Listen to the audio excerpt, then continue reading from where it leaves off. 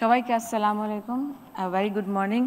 আমার অভ্যাস হচ্ছে সায়েন্টিফিক প্রেজেন্টেশন করা, তো এই বাংলা এটা আমাকে পড়ে পড়ে বলতে হচ্ছে বলে আমার লজ্জাই লাগছে, কিন্তু কিছু করার নেই।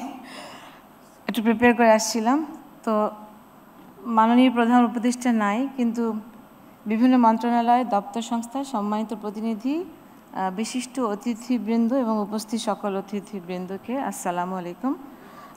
নারী শিক্ষা গবেষণার মতো এই মহৎ ক্ষেত্রে যে একটা স্বীকৃতি পেলাম, তার জন্য এই রোকেয়া পদক 2025, তার জন্য আমি গভীরভাবে সম্মানিত বোধ করছি, অনুপ্রাণিত বোধ করছি।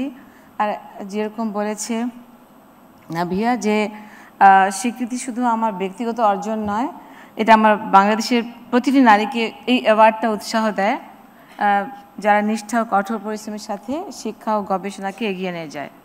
তো আমি বিশেষভাবে ধন্যবাদ জানাতে চাই প্রধান উপদেষ্টাকে, তার দূরদর্শী নেতৃত্ব, দিক নির্দেশনা এবং নারীদের প্রতি অবিচল সমর্থনের জন্য। আর এই সম্মান এবং এই সম্মানের জন্য আমি আন্তরিকভাবে কৃতজ্ঞতা জানাই এই পুরস্কার প্রদানকারী কমিটি এবং সংশ্লিষ্ট মন্ত্রণালয় এবং দপ্তর সংস্থাকে।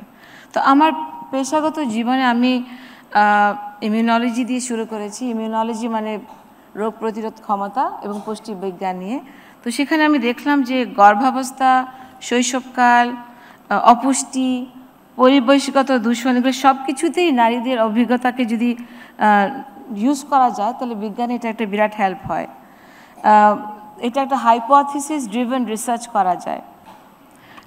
আমাদের গবেষণাগুলির মধ্যে বাংলাদেশে আমরা যেগুলো করছি, সেগুলোর মধ্যে বাংলাদেশের গ্রামীণ এবং দরিদ্র জনগোষ্ঠীর স্বাস্থ্য ঝুঁকি নিয়ে কমাবার জন্যই আমরা একটা বেসিস তৈরি করেছি এইসব রিসার্চ দিয়ে।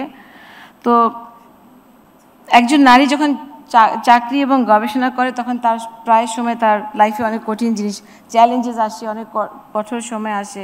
তখন যদি তার পরিবার, সবচেয়ে ইম্পর্টেন্ট হচ্ছে তার পরিবার, তারা যদি তাকে সাহায্য করে, তার উপরে বিশ্বাস রাখে, তার শক্তিগুলো তাকে শক্তি দেয়, তাহলে কিন্তু এমন একটা পরিবেশ হয় যে সে দ্বিধাহীনভাবে এগিয়ে যায়।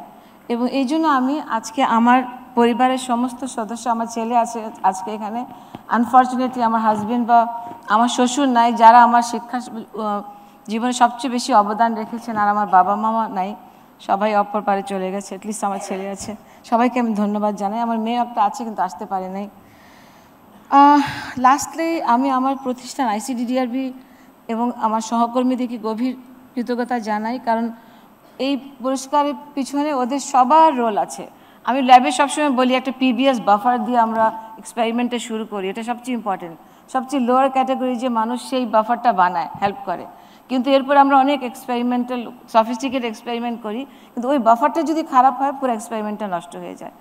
তো আমি আমার পুরো সমস্ত কলিগদেরকে, ওদের কনস্ট্যান্ট সাপোর্ট এবং অ্যাডমিনিস্ট্রেশনকে আমি অনেক ধন্যবাদ জানাই, এবং আমি খুব প্রাউড ফিল করি যে আমি ICDDRBর মতো একটা গবেষণা কেন্দ্রে আমি কাজ করছি। আসুন আমরা একসঙ্গে এগিয়ে যাই, সব বাধা দূর করি, নতুন দিগন্ত উন্মোচন করি এবং ভবিষ্যৎ প্রজন্মের নারীদের জন্য আরও শক্তিশালী পথ রেডি করি। এবং আমি সম্মানটা আজকে উৎসর্গ করছি সেই সব নারীদের, যারা বাঁধ ভেঙে নীরবে দৃঢ়তার সঙ্গে শিক্ষা ও গবেষণাকে এগিয়ে নিয়েছেন। আর আশা করছি আরও অনেক নারী বিজ্ঞানী শিক্ষা ও গবেষণার নেতৃত্বে আসবেন। এই অসাধারণ সম্মানের জন্য সবাইকে আন্তরিক ধন্যবাদ।